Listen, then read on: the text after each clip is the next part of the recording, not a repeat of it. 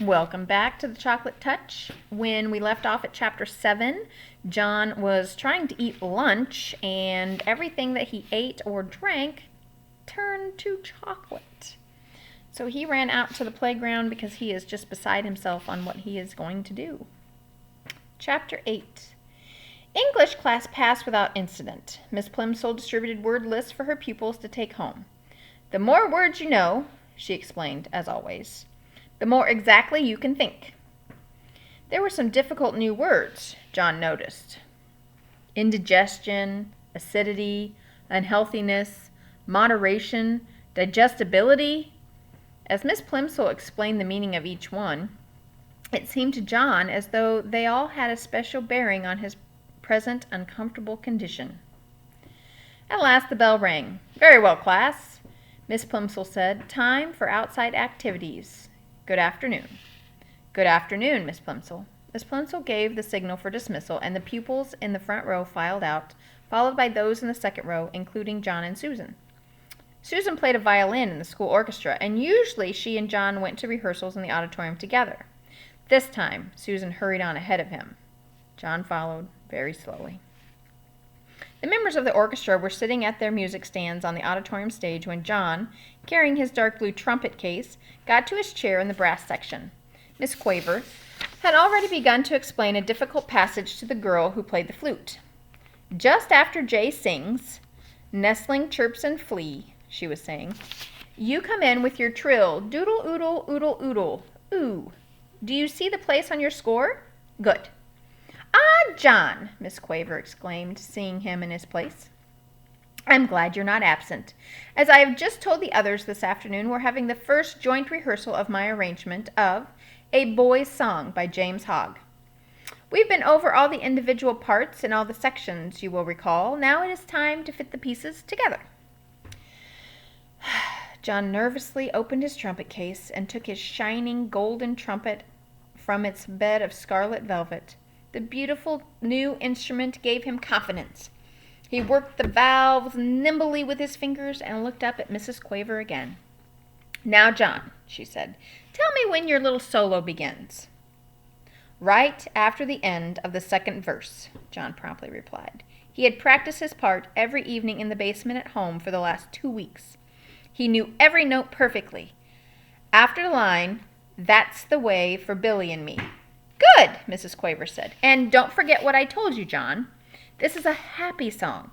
I want you to play ta-ta, ta-ta, ta-ta-ta, ta, simply repeating the rhythm of the voice. And I want you to be light and lively. This is supposed to be the song of a boy who loves romping in the country. Ta-ta, ta-ta, ta-ta, ta." John thought, that shouldn't be too difficult, even with the whole orchestra listening to him. He had played it over and over again at home. But he would have to try extra hard here. This was to be his first solo. Everyone else was depending on him to play it properly. "Right," said Mrs. Quaver brightly. With her baton, she rapped it twice sharply on the music stand before her. All the musicians brought their instruments into playing position. Susan poised her bow over the strings of her violin.